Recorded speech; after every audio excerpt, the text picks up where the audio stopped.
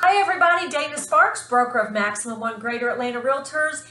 And this week's contract tip has to do with multiple offers and what information may a listing agent reveal to other agents that have competing offers on a property. So the question is, or the situation is, there is a listing and there are multiple offers on the listing. So this is very indicative of our hot market right here in Metro Atlanta, where there is less inventory than there is buyers in certain price ranges in certain areas, and we are experiencing multiple offer situations on a lot of listings. So listing, multiple offers on it, and typically what we're seeing is the listing agent saying that the seller is calling for quote, quote, highest and best.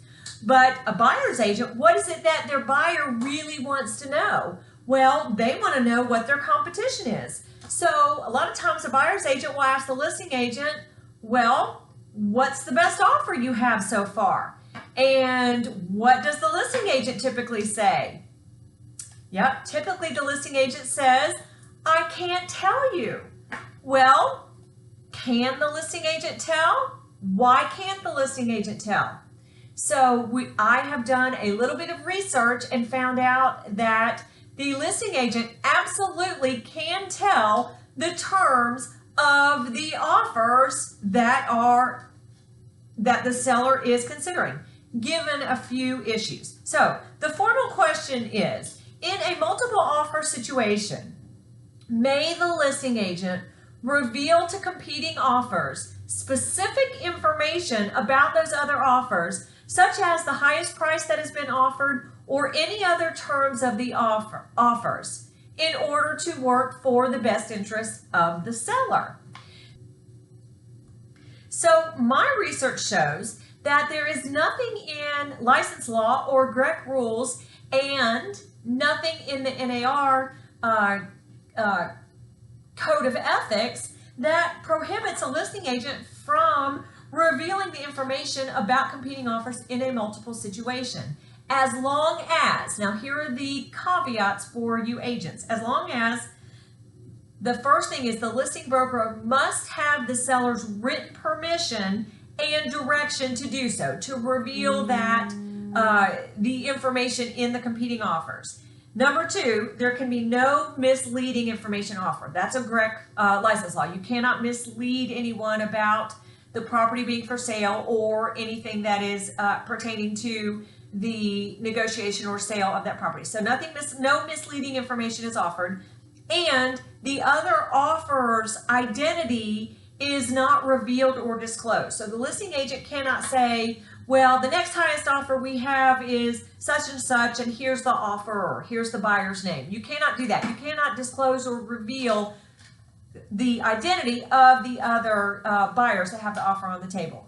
And lastly, as long as no fair housing laws are violated, you cannot disclose any information or in any way portray a discriminatory preference that would violate any of the fair housing laws. So again, there is nothing in GREC license law or the GREC rules prohibiting that, again, as long as those conditions apply. So then I did go to the Realtor Code of Ethics and looked up that. There are two articles and standards of practice that pertain slightly to this issue. The first one, under the duties to clients and customers, and the first one obviously is Article 1. When representing a buyer, seller, landlord, or tenant, or other client as an agent, realtors pledge themselves to protect and promote the interests of their clients. Well, obviously, if you are representing a seller, what's potentially in the best interest of your client is getting the best offer for that seller. And if you are representing the best interest of your buyer, it's also in your buyer's best interest to know what their competition is, because the terms of another offer could be something that the buyer is not able to do, and therefore the buyer, instead of spending time pursuing this property, could be spending time pursuing another property. Furthermore, it says this obligation to the client is primary, but it does not relieve the realtor of their obligation to treat all parties honestly. And then Standard of Practice 115, which further elucidates Article 1, states that realtors, in response to inquiries from buyers or cooperating brokers, with the seller's approval, shall disclose the existence of other offers on the property. Where disclosure is authorized, realtors shall also disclose, if asked, whether offers were obtained by the listing licensee, another licensee in the listing firm, or by a cooperating broker. So basically what that is saying is that if you're asked, you absolutely have to disclose if there are other offers on the property. And if you're asked, you have to disclose if you as the listing agent are also working with a buyer that has an offer on this listing, or if anyone else in your brokerage does. That's Standard of Practice 115 under the code, the NAR, the Realtor Code of Ethics, the NAR Code of Ethics. Now, the other article in the ethics that applies to this is Article 3, where it says that realtors shall cooperate with other brokers except when cooperation is not in a client's best interest. But more specifically, Standard of Practice 3-4 states, realtors acting as listing brokers have an affirmative obligation to disclose the existence of dual or variable rate commission arrangements. That is a listing where one amount of commission is payable if the listing broker's firm is the procuring cause of sale, and a different amount of commission may be payable if the sale results from the efforts from the seller or from another broker.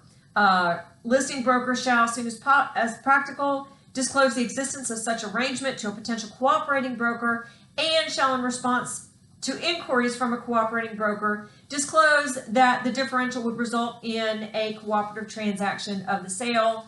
That would result if the efforts from the seller or cooperating broker must disclose such information to their client. So basically, all of that means is the listing agent, if asked, must disclose that there are other offers on the table. And the listing agent must also disclose, if asked, if the agent is working with a buyer that also has the offer on the agent's listing, and if asked if there is a variable rate commission, i.e. that buyer, the listing agent's buyer might have a competitive advantage if the seller is paying a different commission based on who brings the buyer. So that's all what the NAR Code of Ethics talks about regarding that. But again, nothing specific about disclosing any of the specifics regarding the contents of the offers. Now, I did a little bit further research, and I actually did get in touch with Craig Coffey, who is the Deputy Commissioner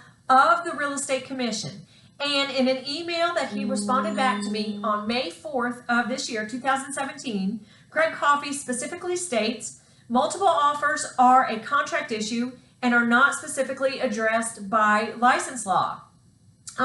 He said, you've done a good job consolidating what may apply from license law in the bulleted items in your email below. And those are the bulleted items that I just gave you. Number one, the listing broker must have the seller's written permission or direction to disclose what's in multiple offers.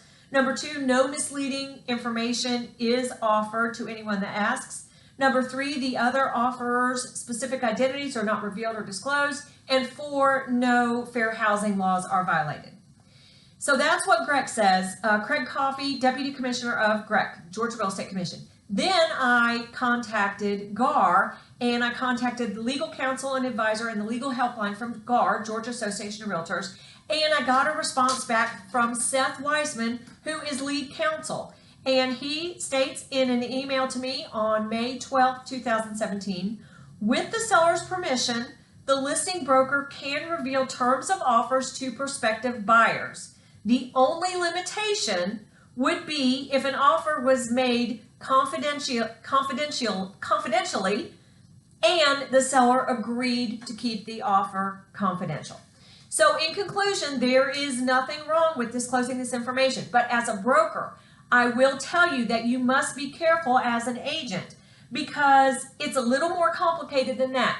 The seller typically is going to take the highest and best offer. So typically the seller is going to accept the offer that is best for the seller's condition, the house, and what the seller is looking for.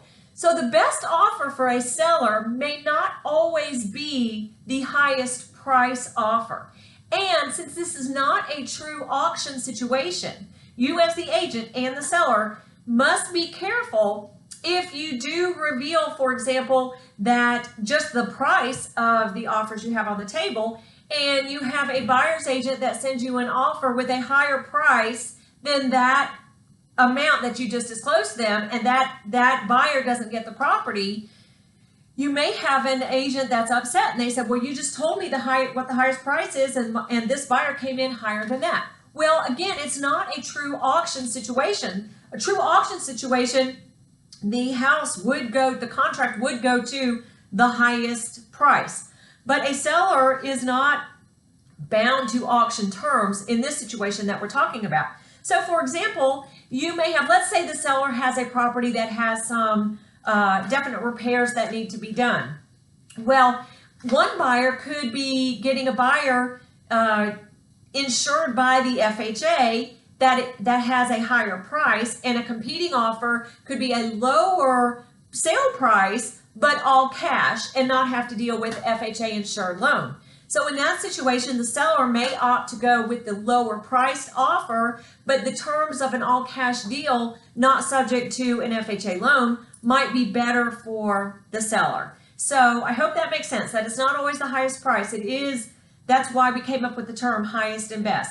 But again, there is nothing prohibiting from you as a buyer's agent asking the listing agent what the terms are, price and terms of the other offers the seller has been presented with, and there is no license law and no code of ethics preventing you as the listing agent from revealing that information given those other issues that I just mentioned. Confirmation from GREC and from GAR. So I hope you find this video and this information as interesting as I found it researching it, and hope it helps you out. Thank you so much for watching. Again, Dana Sparks, broker of Maximum One Greater Atlanta Realtors, satisfying your needs with service, innovation, and education.